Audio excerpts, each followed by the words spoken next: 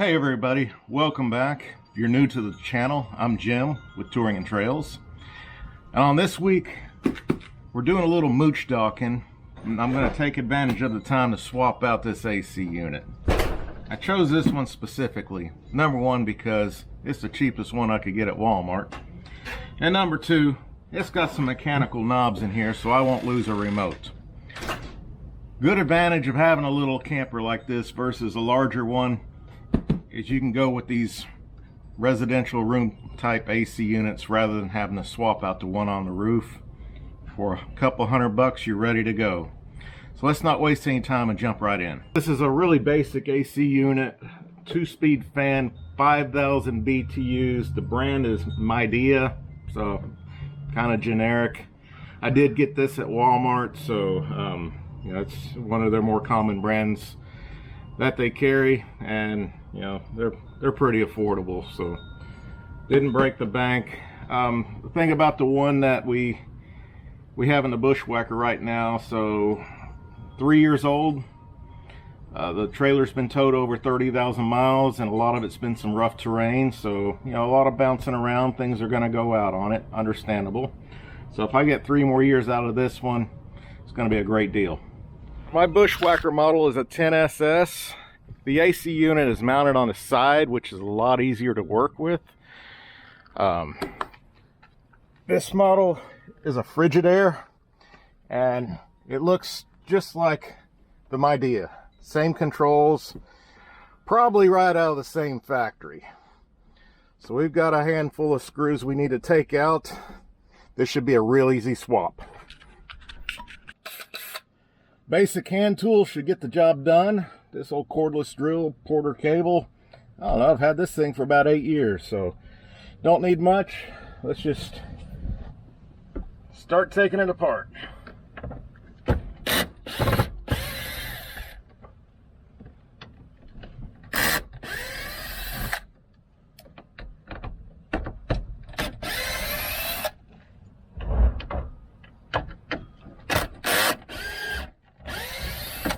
Got about 3 screws on top flange holding it on.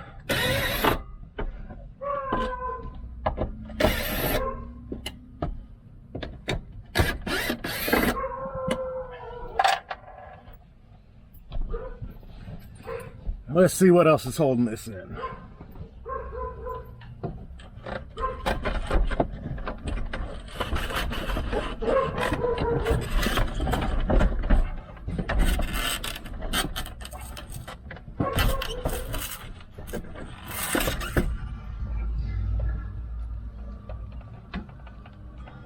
It's honestly that simple. Right, side-by-side comparison. Got your old, got your new. The one thing we'll need to do is put this rail attachment on top. Take the cardboard off the side. Other than that, should be good to go. Ran a little better than I did. I got something from the AC on the comforter. Yeah. This DD's gonna skin me alive on that one, but we'll worry about that later.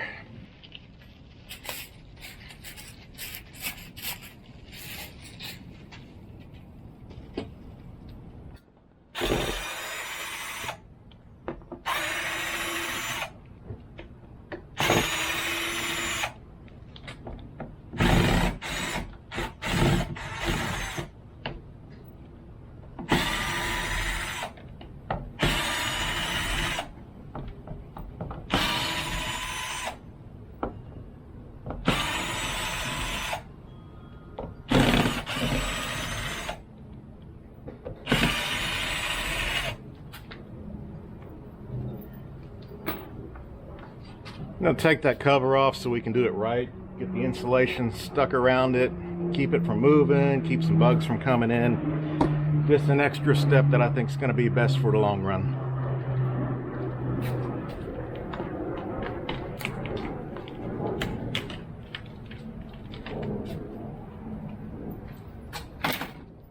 All right. And there it is. You want to clean that pan up real good. Any kind of nest, get them out.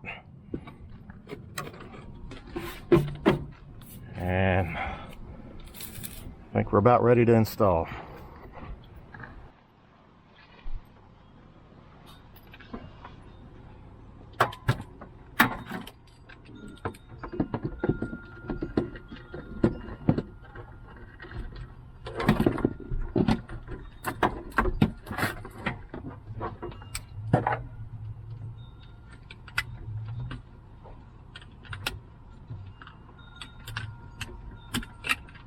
Alright, first thing, that's larger than the other plug.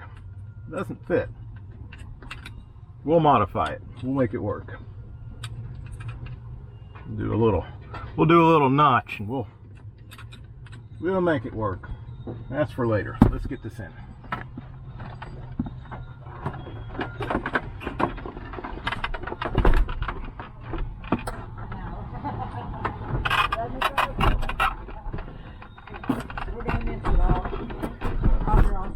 Hi, gang. I love you. Bye. See you in a little while. All right. Just so you know, we will be back. Thanks for the warning. All right. So we got it in. We're gonna go on the back side and get the wiring sorted out. Make it look right. Got the cord tucked up and around. Everything looks good. Make sure you got enough angle on it so that it'll drip outside, but it fits great. All right.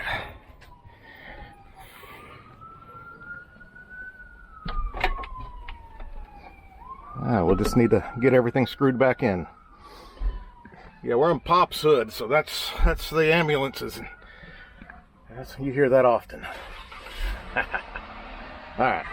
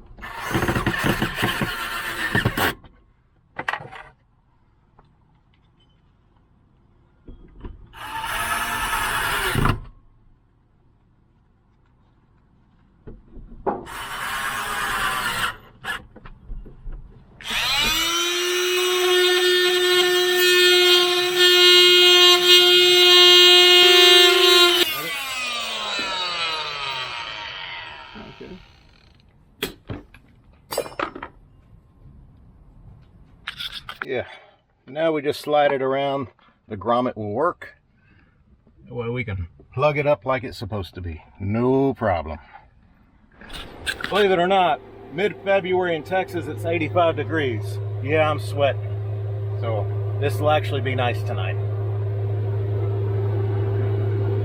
And going back with the messy silicone, Pop had a good idea.